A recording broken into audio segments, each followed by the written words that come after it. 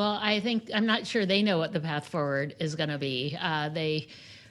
We negotiated a deal between the House and the Senate, between Republicans and Democrats, and that deal they blew up at the last minute, and I don't think they have a path forward. So they are talking to each other, but we obviously have an important deadline. Government funding runs out tomorrow, and we're all waiting. We're waiting because there's a lot at stake in terms of making sure that families, our communities aren't seeing the ongoing chaos and dysfunction that they've seen from Republicans over and over that is not impacting them.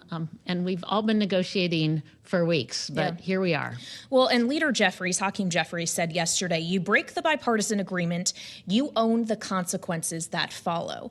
Should we read that to mean whatever this Plan B ultimately is, there are no Democrats who are going to be willing to cast a vote to get that over the finish line? Well, they're not negotiating with Democrats right now, so we aren't really sure what's on the table. So it's really hard right now. It is on them to figure out a path forward if they want to work and actually come up with a deal. And to your point earlier, it has to go through the House, through the Senate, and be signed by President Biden.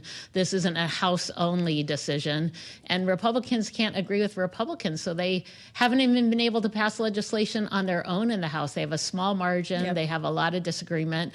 And so in order for something to get passed, they need to work with Democrats. And that was the original plan. So I'm not sure if they have a plan or know what their plan is. They seem to just wait for Donald Trump or now Elon Musk to tell them what to do. Well, what Donald Trump is now saying is that either the debt ceiling needs to be lifted or completely outright abolished before he takes office. Can you see a world in which that actually happens? Would you be willing to cast a vote to get rid of the debt ceiling? Well, let's be clear. This wasn't even something that was on the table before. But it is and they now. just put it on. Well, is it? I don't think this is the question. We don't really know what's on the table. We don't know what Republicans are going to propose as their, to your point, Plan B. And so until they figure out what they're going to do, it's really hard to respond to that. I don't know what the plan is.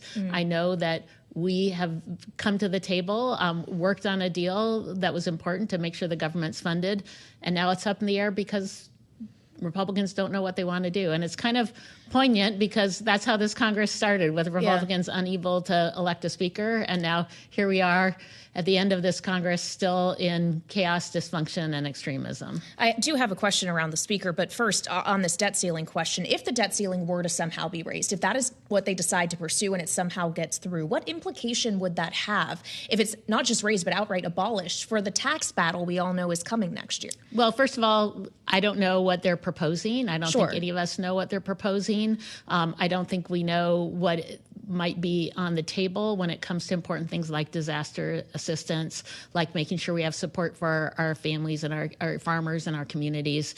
So right now, everything's kind of speculation. But all I know is we have a path forward. We have a bipartisan deal that folks spent a lot of time working on. And now we're back in chaos. I know it's hard to look to the future, but in some sense, a lot of your job is to look toward the future, toward the next election, the midterms in 2026, because as chair of the DCCC, you are charged with getting more Democrats elected to Congress. And I do wonder how you see everything that is playing out right now is ultimately affecting that. Donald Trump is suggesting that if ever all of this happens while Biden is still in office, it reflects badly on Democrats, not on Republicans. If Elon Musk is playing this kind of outsized role, already threatening to put money to work in primaries over this, how do you see this changing the next cycle? Well, Elon Musk actually has suggested the government just shut down,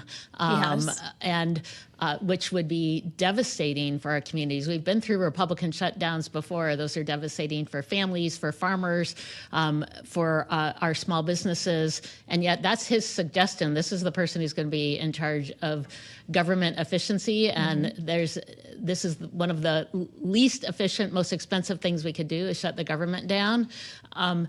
Republicans made a lot of promises to voters, and we have folks who are coming to Washington, D.C. to govern. The question is, are Republicans capable of governing?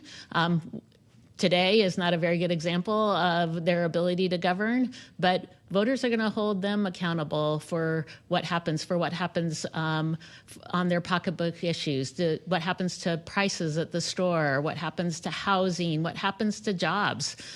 These are important issues important priorities for us to fight for, but unclear what Republicans are going to do or if they're capable of governing. But I do know that their dysfunction is something we're going to hold them accountable for. And the first chance voters will have a chance to voice their opinion on what Donald Trump and Republicans have done in this upcoming Congress will be in 2026. Well, and when we consider the accountability thing, it's for people who have to earn the vote of the American people to hold their office, right? That's not the case for Donald Trump. He was not democratically elected to be a representative. And I just wonder if you think the electorate ultimately, or therefore if they can't hold him accountable, decide to hold other Republicans accountable in his stead if they don't actually like the work or the influence he is having on the government as the world's richest person. Well, the midterms will be about the House and some of the Senate, so it will be about Congress. Yeah. And that's when people will be able to voice their concerns.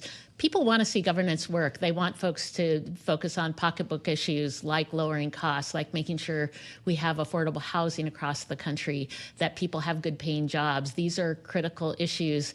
And if Republicans can't do anything, if they aren't, and frankly, a lot of congressional Republicans don't even know how to govern unless they are told what to do by Donald Trump, or maybe now Elon Musk is the voice. It's unclear who's even in charge on the Republican side.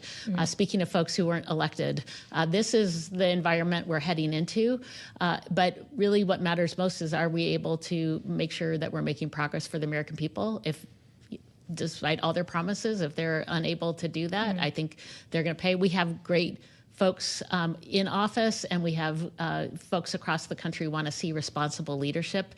And that's why we picked up seats this last election. And another reason why I think folks have supported Democrats is because we are focused on making sure we actually come to Congress to get things done. I was hearing a lot yesterday, Congresswoman, about actually some concern Democrats had when the text of this original CR was released about the fact that it did, through a cost of living adjustment, lead to a pay raise for members of Congress.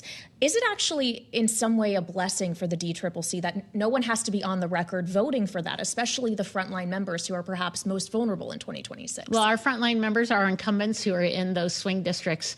And the reason that they are successful in swing districts is because they are authentic, independent-minded representatives who are focused on their communities. And whatever deal came forward, they're going to vote in a way that they think is most important for their district. That's why they were elected, and that's why they continue to be elected. So that's always where I think our frontliners need to go, is do what they think is right for their district.